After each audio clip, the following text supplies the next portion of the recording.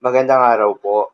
Narito na po ang magiging lagay ng panahon ngayong araw ng linggo, January 26, 2025.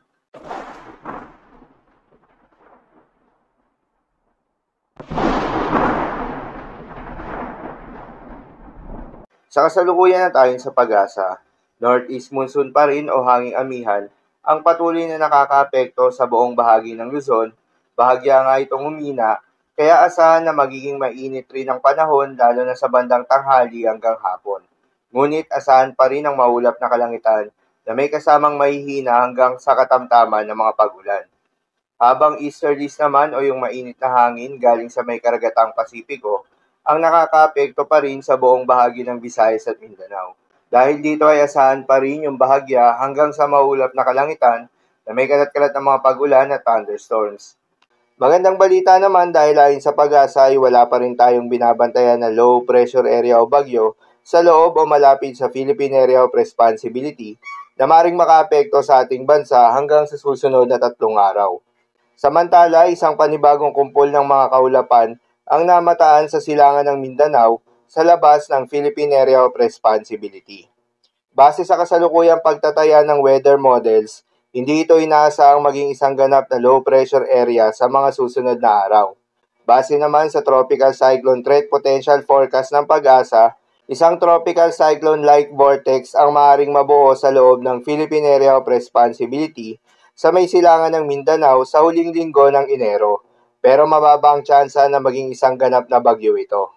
Paalala lamang po na mga nasabing forecast ay posible pa pong magbago. Kaya naman patuloy lamang magantabay sa mga update nating ilalabas at ng Pag-asa.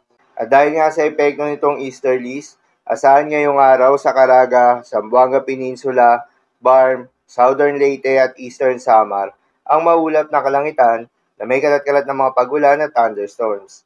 Posible ang mga pagbaha o pagguho ng lupa dahil sa katamtaman hanggang sa kung minsan ay malakas na pag-ulan.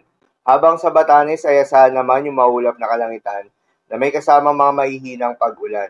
Dulot naman yan ng northeast monsoon.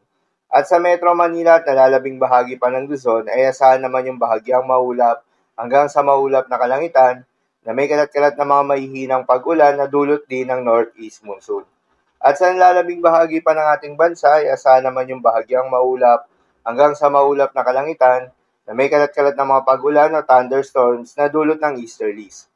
Posible rin ang mga pagbaha o pagguho ng lupa during severe thunderstorms.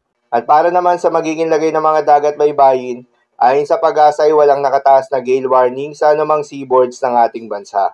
Ngunit iba yung pag-iingat pa rin sa mga papalaot ng mga kababayan nating mangingisda at yung may mga maliliit na sasakyan pandagat, lalo na sa may northern at central seaboards ng Luzon. Dahil inaasahan yung katamtaman hanggang sa maalon na karagatan, at sa nalalabing seaboards ng ating bansa, ay asahan yung banayad hanggang sa katamtaman ng mga pag-alon. Ngunit iba yung pag-iingat pa rin, lalo na kung meron tayong offshore thunderstorms activity, ay asahan yung paglakas ng hangin dahil kaakibat nito ay pagtaas rin ng mga pag-alon. So, lamang po para sa lagay ng panahon ngayong araw ng linggo. Keep safe, everyone.